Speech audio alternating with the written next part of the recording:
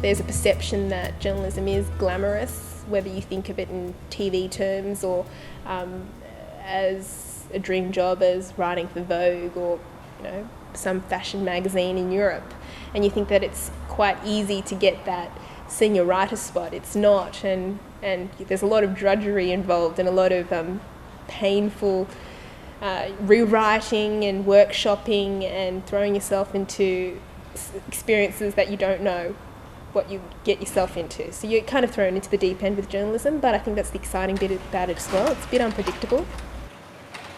Be it, TV or radio or the newspapers, there's a real lack of young people's voices. Project I, Embedded Youth Eyes, if I remember correctly, was a project that had a particular focus on the youth perspective on World Youth Day, and that was very important. That was very clearly stated at the outset that they wanted our opinions, which is quite unusual because usually you're catering to the publication, and if your views don't fit that mould and there's not a publication specifically targeted, there aren't that many that specifically targeted youth about politics.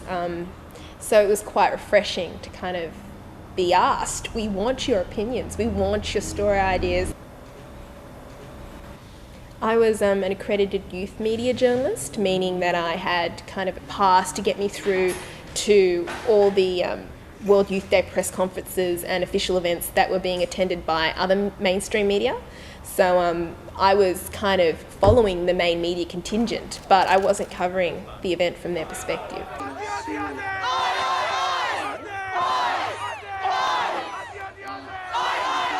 With this particular project, it was all about editorial independence and finding great journalism stories. So it was pushing myself to find what I'm curious about, which is why I do journalism in the first place.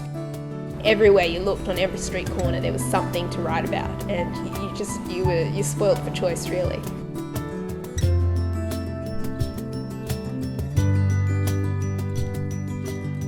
There's a lot of soul searching when you do something like journalism, because it's an industry that's hard to get into, that at the entry level the pay isn't that rewarding.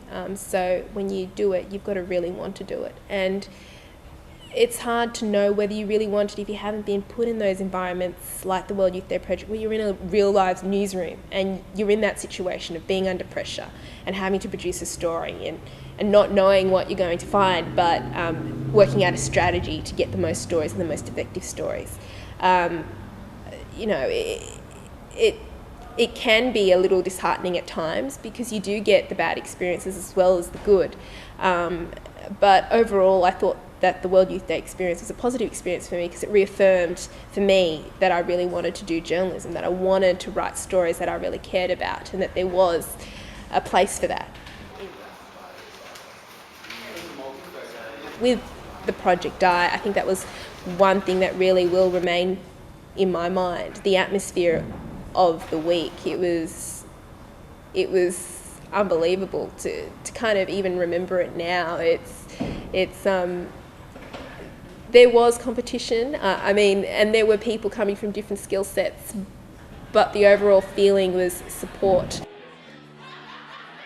It's hard to find a publication and an organisation that has a vision or principles that are in line with your own, and that's the great thing about Vibewire, that it does have that culture of being and supporting young people, and that is the primary concern. So when those two match up and you get projects like Election Tracker and World Youth Day Project I, it's a very rare thing. So I do cherish that, and if I come across another event like that again, I'll be jumping at it again, because I expected it to be good, but it exceeded those expectations.